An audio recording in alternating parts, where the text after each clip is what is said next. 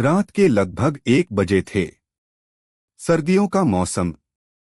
चारों तरफ घना कोहरा फैला हुआ था। हाईवे नंबर 27 पर सिर्फ ट्रकों की हल्की आवाजें सुनाई दे रही थीं। मध्य प्रदेश के एक छोटे से गांव का रहने वाला रघुवीर पिछले 15 सालों से ट्रक चला रहा था। उसने कई खतरनाक रास्ते देखे थे, जंगल, पहाड़, सुनसान सड़कें। लेकिन उस रात जो हुआ, उसने उसकी जिंदगी हमेशा के लिए बदल दी। रघुवीर का कहना था कि उस रात जो उसने देखा, वो इंसान नहीं था। रघुवीर अपना ट्रक लेकर कानपुर से भोपाल जा रहा था। ट्रक में सीमेंट भरा हुआ था। रास्ता लंबा था, इसलिए उसने सोचा कि बिना रुके सफर पूरा करेगा। उसके साथ उसका हेल्पर मुन्ना भी था। मुन्ना लगभग 22 साल का लड़का था, जो अभी नया ट्रक लाइन में आया था। रात बढ़ती जा रही थी। मुन्ना ने कहा, भैया, आगे वाले ढाबे पर चाय पी लेते हैं। रघुवीर बोला, नहीं, जल्दी माल पहुंचाना है। लेकिन कुछ किलोमीटर बाद अचानक ट्रक अपने आप झटके खाने लगा। रघुवीर ने गाड़ी रोकी। चारों तरफ घना जंगल था। दूर दूर तक कोई इंसान नहीं। मुन्ना डरते हुए बोला, भैया, ये वही इलाका है ना जहां लोगों ने भूत देखने की बात कही थी। रघुवीर हंस पड़ा, अरे पागल, भूत वूत कुछ नहीं होता। लेकिन अगले ही पल ट्रक का इंजन अपने आप बंद हो गया। रघुवीर नीचे उतरा।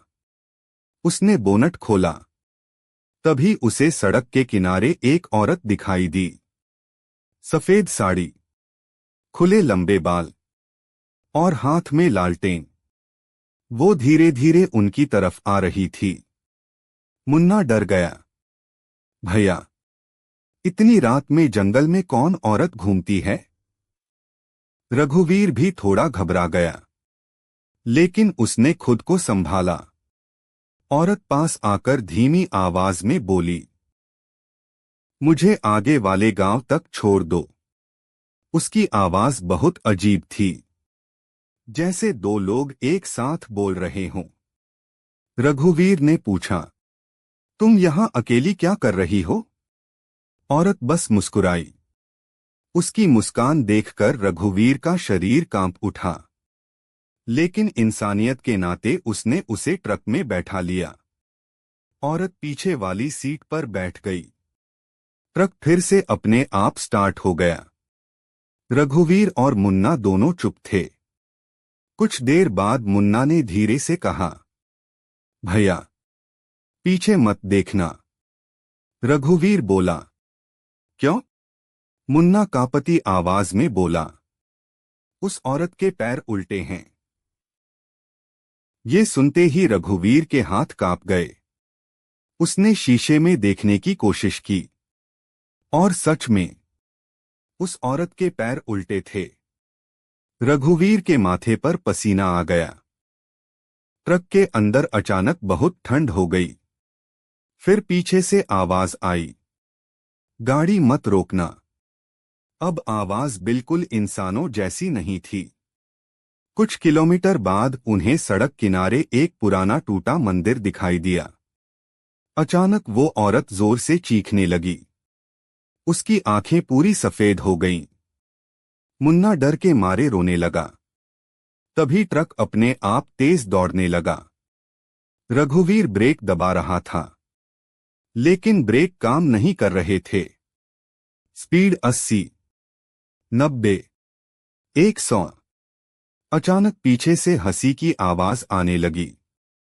हाँ, हाँ, हाँ। पूरा ट्रक उस आवाज से गूंज रहा था। फिर औरत बोली, आज तुम दोनों नहीं बचोगे। रघुवीर ने हिम्मत करके जेब से भगवान हनुमान की छोटी तस्वीर निकाली। जैसे ही उसने तस्वीर पीछे दिखाई, औरत जोर से चीखी। उसका चेहरा अचानक डरावना हो गया। पूरी आंखें काली, लंबी जीभ और चेहरा जला हुआ। मुन्ना बेहोश हो गया। तभी रघुवीर को सड़क किनारे मंदिर दिखाई दिया। उसने पूरी ताकत से ट्रक मंदिर की तरफ मोड़ दिया। जैसे ही ट्रक मंदिर के सामने पहुंचा, वो औरत अचानक गायब हो गई। ट्रक अपने आप बंद हो गया। चारों तरफ सन्नाटा। मंदिर से एक बूढ़ा साधु बाहर आया। उसने रघुवीर को पानी दिया। फिर बोला, तुम लोग बच गए, वरना आज तुम्हारी मौत तय थी। रघुवीर कांपते हुए बोला, वो कौन थी? साधु ने बताया, कई साल पहले उसी सड़क पर एक औरत का एक्सीडेंट हुआ था। उसका पति ट्रक ड्राइवर था। दोनों की वहीं मौत हो गई। तब से वो औरत रात में ट्रकों को रोकती है। जो भी उसे गाड़ी में बैठाता है, वो कभी वापस नहीं आता। रघुवीर और मुन्ना के होश उड़ गए। सुबह होने लगी। रघुवीर ने साधु को धन्यवाद कहा और ट्रक स्टार्ट किया। इस बार ट्रक आसानी से स्टार्ट हो गया। दोनों वहां से निकल गए। लेकिन कहानी यहीं खत्म नहीं हुई। करीब 20 किलोमीटर आगे जाने के बाद मुन्ना अचानक चिल्लाया, भैया, पीछे देखो। रघुवीर ने शीशे में देखा। पीछे वाली सीट पर वही औरत बैठी थी। इस बार उसकी आंखों से खून बह रहा था और वो धीरे धीरे मुस्कुरा रही थी। उस दिन के बाद रघुवीर ने ट्रक चलाना छोड़ दिया। कहा जाता है कि आज भी हाईवे नंबर 27 पर रात 1 बजे सफेद साड़ी वाली औरत ट्रकों को रुकने का इशारा करती दिखाई देती है और जो भी उसे बैठा लेता है, वो कभी वापस नहीं लौटता। अगर आप कभी रात में सुनसान हाईवे पर सफेद साड़ी वाली औरत देखें, तो गलती से भी गाड़ी मत रोकना। सब्सक्राइब मेरे चैनल।